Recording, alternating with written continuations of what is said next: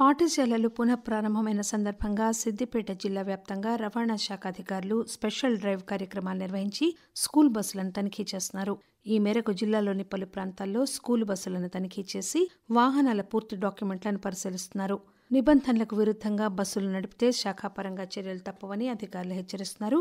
పరిమితికి మించి వాహనాల్లో విద్యార్థులను తరలించకూడదని, నిరంతరం స్కూల్ బస్సుల తనిఖీలు నిర్వహించడం జరుగుతుందని తెలియజేశారు. సిద్దిపేట జిల్లాలో 3 రోజుల పాటు ఎంఎన్ఆర్ఈజీఎస్ బృందం పర్యటించింది.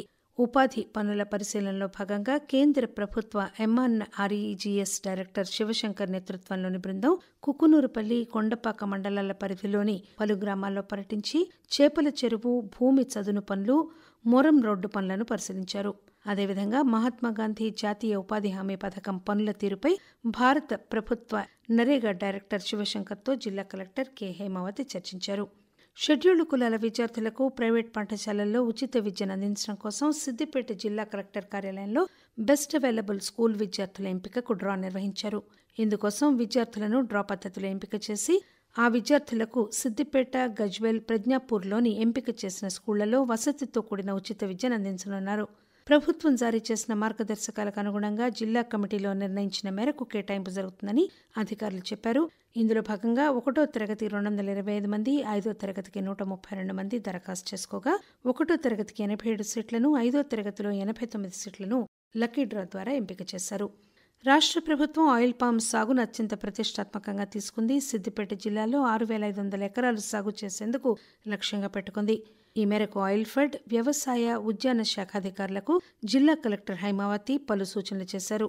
జిల్లాలో ఇప్పటివరకు 12,339 ఎకరాల్లో ఆయిల్ పామ్ సాగవుతుండగా 2025-26 సంవత్సరానికి గాను 6,500 ఎకరాలు సాగు చేయాలని లక్ష్యంగా పెట్టుకున్నారు. జిల్లాలో ఇప్పటివరకు 1,850 టన్నుల గెలలు కోత చేసి ఖమ్మం జిల్లా అశ్వారావుపేటలో ఉన్న ఫ్యాక్టరీకి పంపినట్లు అధికారులు తెలియజేశారు. క్షేత్రస్థాయిలో అధికారులు రైతుల ఇంటికి వెళ్లి ఆయిల్ పామ్ వల్ల కలిగే లాభాలు తెలిపి ప్రేరణ కల్పించాలని కలెక్టర్ హైమావతి సూచించారు. జిల్లా వ్యాప్తంగా అంతర్జాతీయ యోగా దినోత్సవ వేడుకలు ఘనంగా జరిగాయి. సిద్దిపేట జిల్లా కేంద్రంలోని ప్రభుత్వ బాలికల ఉన్నత పాఠశాల మైదానంలో ప్రభుత్వ ఆయుష్ విభాగం ఆధ్వర్యంలో వ్యాసమహర్షి యోగా సొసైటీ, సిద్దిపేట జిల్లా యోగాసన స్పోర్ట్స్ అసోసియేషన్, భారత్ స్వాభిమాన్ ట్రస్ట్ల నేతృత్వంలో జరిగిన వేడుకల్లో విభిన్న వర్గాల వారు ఉత్సాహంగా పాల్గొని యోగ విద్య పట్ల ఆసక్తిని ప్రదర్శించారు. ఈ కార్యక్రమంలో పాల్గొన్న జిల్లా కలెక్టర్ మాట్లాడుతూ యోగ సాధన జీవితంలో భాగం చేసుకోవాలన్నారు. యోగాతో సంపూర్ణ వికాసం కలుగుతుందని, భారతీయ యోగా సంపద అద్భుతమని చెప్పారు. విద్యార్థుల్లో సృజనాత్మకతను, వైజ్ఞానిక దృక్పథాన్ని పెంపొందించడానికి ఇన్స్పైర్ మనాక్ కార్యక్రమం ఎంతో దోహదపడుతుంది. ఇందులో భాగంగా జిల్లాలోని అన్ని యాజమాన్యాల ప్రాథమికోన్నత, ఉన్నత పాఠశాలలు ఈ కార్యక్రమంలో పాల్గొనాలని, ప్రతి పాఠశాల నుంచి 5 ప్రాజెక్టులను రూపొందించాలని అధికారులు చెప్పారు. అంతర్జాతీయ మాదక ద్రవ్యాల నిరోధక దినోత్సవం సందర్భంగా సిద్దిపేట జిల్లా కేంద్రంతో పాటు హుస్నాబాద్ నియోజకవర్గ కేంద్రంలో జిల్లా కలెక్టర్ హైమావతి ఆధ్వర్యంలో ర్యాలీ నిర్వహించారు. మాదక ద్రవ్యాల బారిన పడిన ఎవరూ కూడా వారి జీవితాలను ఇబ్బందులు పాలు చేసుకోకూడదని ప్రజలకు కలెక్టర్ సూచించారు.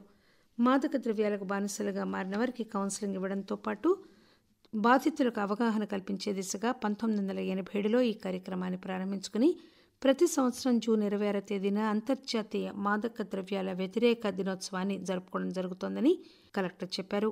యువత మాదక ద్రవ్యాలకు బానిసలు కాకుండా వారి జీవితాన్ని ఉన్నత మార్గంలో పయనించేలా చేసుకోవడంతో పాటు వారి స్నేహితులు, శ్రేయోభిలాషులు కూడా సన్మార్గంలో పయనించేలా చేయాలని పిలుపునిచ్చారు.